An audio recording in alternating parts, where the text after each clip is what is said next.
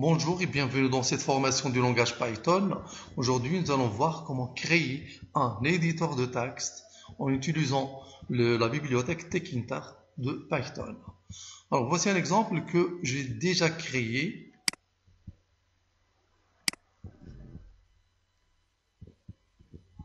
Donc, un éditeur de texte semblable au bloc-notes, là où il y a des menus, fichiers, édition, outils, etc. Fichier nouveau, donc ça crée une nouvelle fenêtre.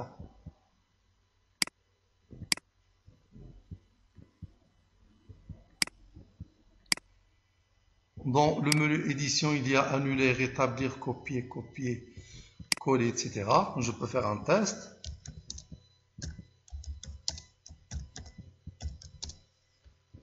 Je peux copier ce texte, édition, copier. Je reviens à la ligne, édition, coller. Je peux couper le texte, édition, couper, édition, coller. Et je peux enregistrer le fichier enregistré sous. Donc je choisis un répertoire. Je choisis le bureau. Exemple, texte.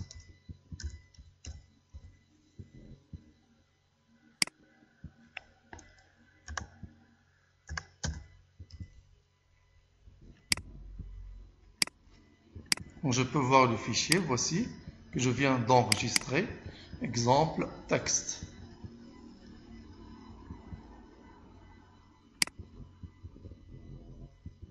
Alors aujourd'hui, nous allons nous baser sur la programmation orientée objet et nous allons voir jusqu'à quel point la programmation orientée objet peut faciliter le travail d'un développeur. Et nous allons faire aussi une conception, ce qu'on appelle design pattern de notre logiciel, ce qu'on appelle en français patron de conception. On ne va pas développer comme ça d'une façon aléatoire, mais on va faire une certaine conception. Alors, on crée premièrement un dossier. Je vais le créer sur le bureau. Par exemple, je vais le nommer My Editor. Et à l'intérieur du dossier My Editor,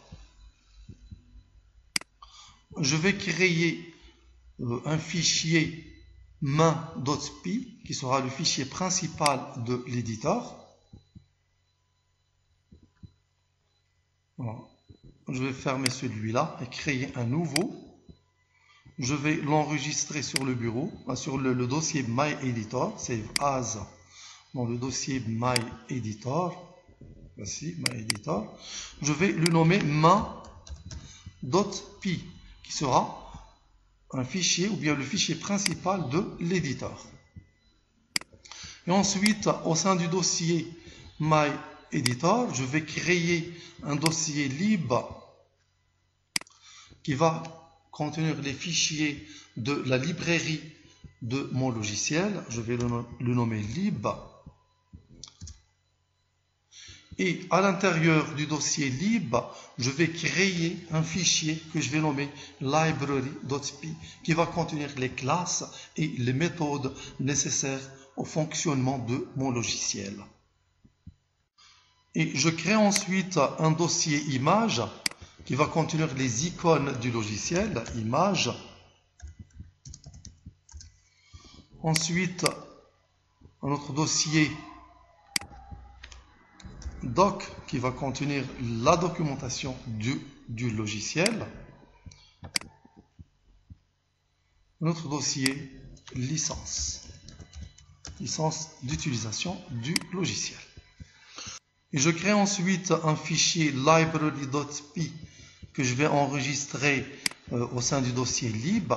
Et ce fichier library.py va contenir les classes et méthodes qui sont nécessaires au fonctionnement du logiciel. Alors je crée nouveau et j'enregistre le fichier save as dans le dossier lib. Je vais le nommer library.py.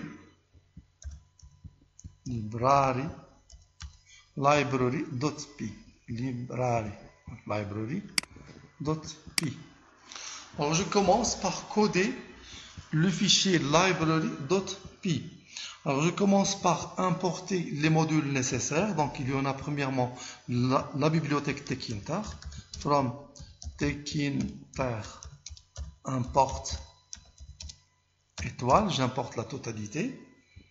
Et ensuite import OS, Operating System, le module OS. Nous aurons besoin pour l'ouverture et pour l'ouverture des fichiers, l'enregistrement des fichiers, etc.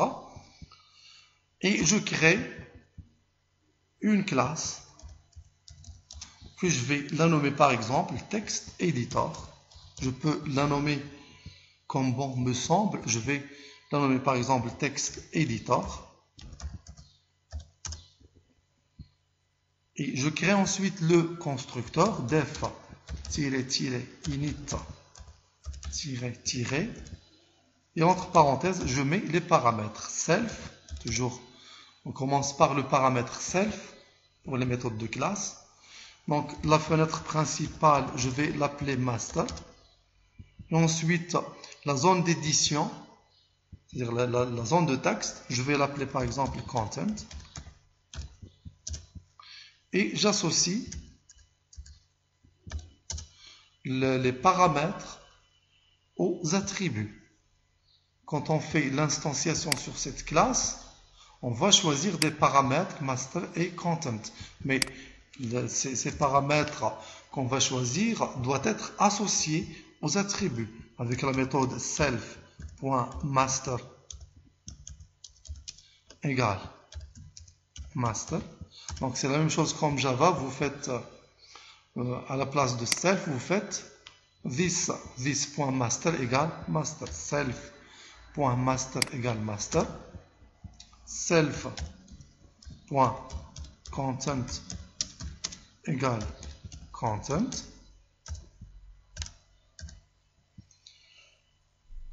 Et ensuite, je vais créer une méthode qui permet de créer la fenêtre.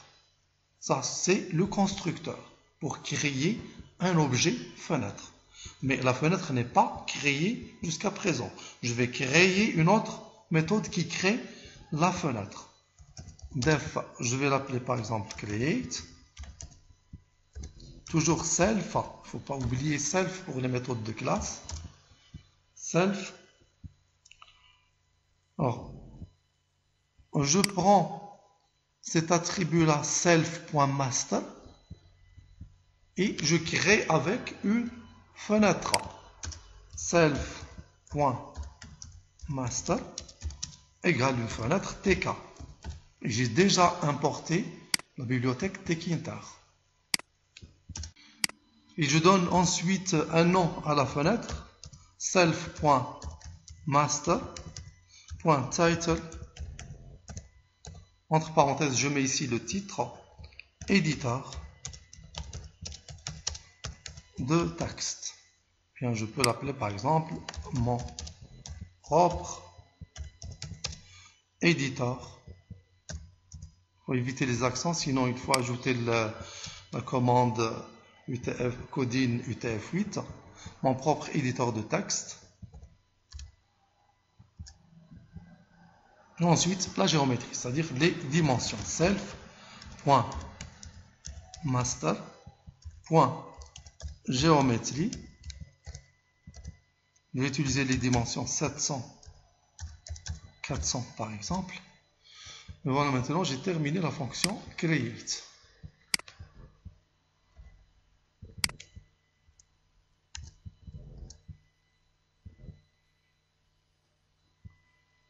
Et ensuite, je vais créer une méthode qui ajoute la zone d'édition. Jusqu'ici, il y a création de la fenêtre avec le nom mon propre éditeur de texte, la géométrie dimension 700 x 400, mais il n'y a pas la zone d'édition. Donc je vais ajouter une zone d'édition. Def add-text, je vais l'appeler par exemple add-text, self, toujours les méthodes de classe, il ne faut pas oublier le self, self, Et je crée maintenant le content, ou bien la zone de texte. Je vais l'appeler content. Bien, je l'ai déjà nommé content. Voici content. Donc, j'utilise maintenant le nom de cet attribut-là, self.content égale une zone de texte qui sera appliquée à la fenêtre principale qui est self.master. Et ensuite, self.content.pack pour placer la zone de texte sur la fenêtre. Alors jusqu'à présent, il y a création de la fenêtre, création du zone de texte, mais la fenêtre ne sera pas visible parce qu'on n'a pas utilisé la méthode main-loupe. Donc on va créer une autre méthode qu'on va l'appeler generate. C'est elle qui va générer la fenêtre. Self self.master.generate. .main-loupe. Voilà maintenant ces trois méthodes. La première, elle crée la fenêtre avec les dimensions. Elle crée la fenêtre avec le nom mon propre éditeur de texte, avec les dimensions 700-400. La deuxième méthode, elle crée la zone de texte. La troisième méthode, elle génère la fenêtre. Alors on passe maintenant à la méthode main. On doit toujours importer les modules.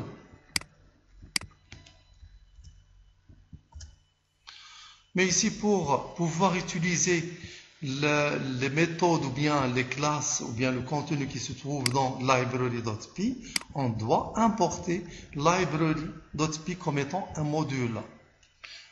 Donc, on va utiliser la commande from library.py se trouve dans le dossier lib. Donc, on va utiliser la commande from lib. Le nom du fichier. From lib, le dossier lib.library. Le nom du fichier library. Importe. Je peux importer tout ce que je veux. Je peux importer une méthode, je peux importer une classe, je peux importer tout ce que je veux. Mais ici, je vais importer la totalité pour pouvoir utiliser tout ce qui se trouve à l'intérieur de la bibliothèque library. Alors, et ensuite, on va faire l'instanciation sur la classe library. Sur la classe text editor. Donc, et la classe text editor contient deux paramètres, master et content. Alors, on crée un objet fenêtre, R égale TK. Et ensuite, une zone de texte, C égale texte, entre parenthèses R. Et on fait l'instanciation avec ces deux objets-là. Root, je crée un objet, root égale le nom de la méthode qui est text editor. Et j'utilise les deux paramètres, master et content. Égale text editor, entre parenthèses, R, virgule, C. Alors maintenant, quand j'exécute, il ne se produit rien. Rien ne se produit. Parce que je n'ai pas utilisé les méthodes de classe pour créer la fenêtre. Alors, ici, c'est create. Je dois utiliser la méthode create pour créer la fenêtre. Et ensuite, add text pour ajouter le texte, la zone de texte. Et ensuite, generate pour générer la fenêtre. Donc, je dois commencer par la première qui est create. Root.create.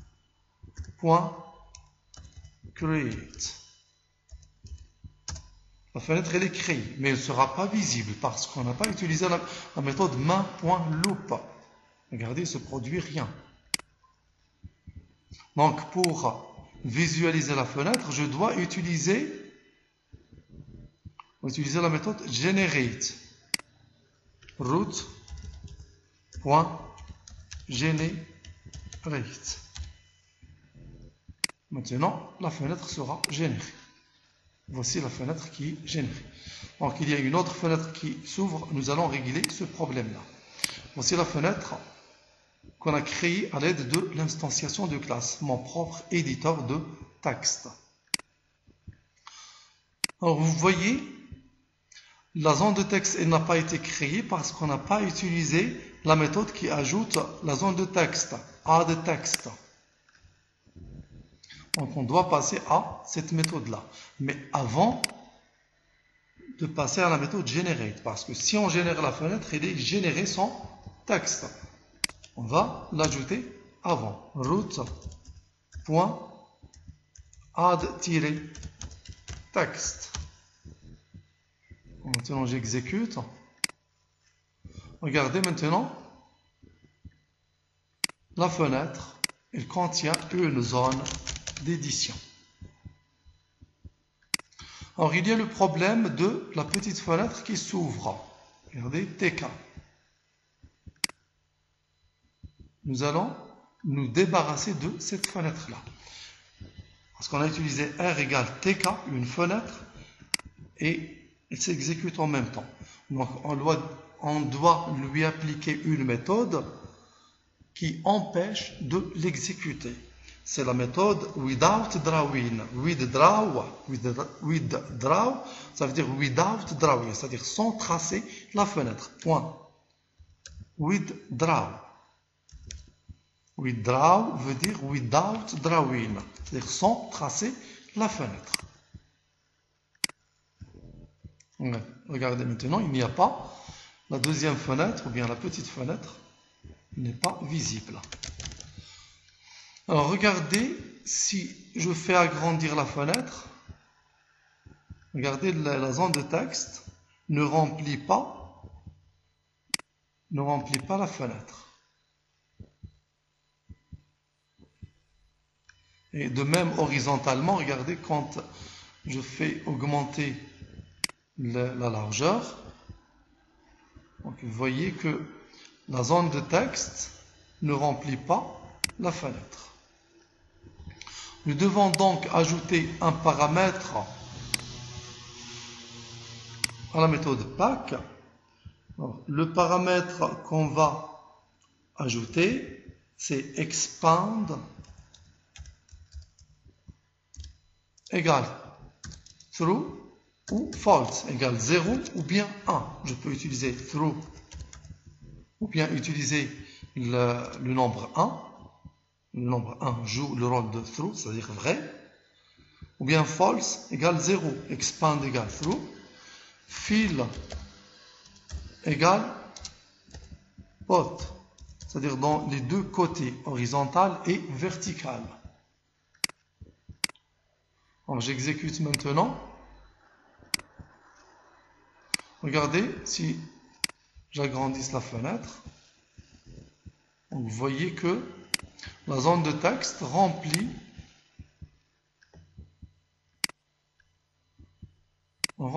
la fenêtre. Alors maintenant, je vous montre une méthode plus simple pour l'instanciation, sans créer cette fenêtre-là et utiliser la méthode withdraw, etc. J'utilise simplement des chaînes de caractères et les chaînes de caractères vont être transformées en objet tout simplement. Je vais utiliser ici master par exemple, ou bien root, ou bien n'importe quelle chaîne de caractères. N'importe quelle chaîne de caractères, root par exemple. J'utilise ici content, ou bien n'importe quelle chaîne de caractères, contenu par exemple, contenu. Je peux utiliser par exemple ici fen, une fenêtre. Alors, les chaînes de caractères que j'utilise ici vont être transformer après instantiation en des objets. Regardez, parce que ici, on affecte le paramètre self.master égale master. Ça, c'est le paramètre que l'utilisateur va entrer. Moi, j'ai entré ici FEN. Donc, le FEN va être affecté au paramètre, à l'attribut master. Et l'attribut master devient un objet. Self.master égale TK. Va être transformé en un objet. Donc, et ça ne crée aucun problème. Regardez, je peux tester maintenant. Voilà, ça marche.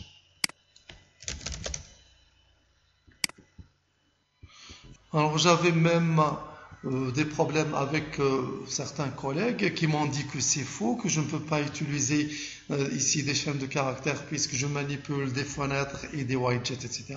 Et je leur ai convaincu que ces chaînes de caractères seront utilisées juste au niveau de l'instanciation, au niveau du constructeur, et par la suite, ils seront transformés en objet quand on utilise self.master égale tk. Le paramètre qu'on a entré FEN ici deviendra tout simplement le nom de la fenêtre tk qu'on crée, et que le content devient le nom du widget, bien widget text tout simplement, et je les ai convaincus. Et vous voyez que ça marche même si on utilise des chaînes de caractères ici. Donc vous voyez, je teste et donc ça marche, aucun problème. Donc utilisez la première méthode ou bien celle-ci, donc c'est la même chose, vous n'aurez aucun problème. Et voilà, c'est terminé pour aujourd'hui. Merci, au prochain tuto.